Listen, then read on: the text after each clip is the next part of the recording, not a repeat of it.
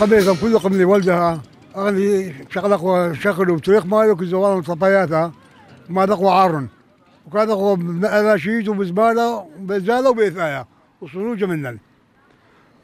طبعا هذه حالة جمع كل الأخ اللي بغداد ثاقمي بلد إيتا ربثة وكزوانا ما دقوا زي إيتا ربثة وقناة بس إيتا ربثة ياوا دكولا ماذا دكولا بغداد يعني. بعدين ده فروع إيتاثا مش ما ده كلهم مثل ده طايرة ده مربنان وده مرجينا ده سينمير وده مرحانك ما دقوا وده مر يعقوب هم وده مر يوسف.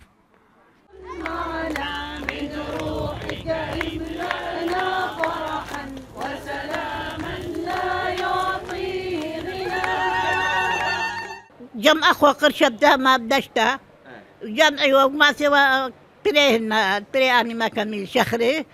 وخمارك داري وتري شخرك ماري وله مطني ود خمارك ما سوى له وجوري كاتيو بالقاضي وبزمارة بصلوجه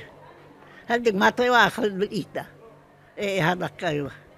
بهذا يوم بريخة كل شاتا أغني عشيرة آل قذية اتلا النظرة بلطخ جمع قرشة. بهذه مناسبة عيد ميلاد السيد المسيح جمع قرشة وقماص أخلى ده كله إيتاثا كوديلا شعلة عيد الميلاد أكيد هذا يوم بريخير يعني وأخني كل شاتا بصخوطة كزالان جمع قرشة وكم هي أخلى ده مولد المارن. واكيد يعني ذكرخ ناشي جديدا بقميثه زلن من زله الام حاسيله من بتطلب خارج زله يعني بلطيوه قميثك جمعيه كلها بلطيوه زله باناشيد دينيه وخضره خوب دشتاثه وخضره خوب دكواثه وحتى مدلكه يثوب بغداد قاروت هذاك الزالان دكواثه رحوقه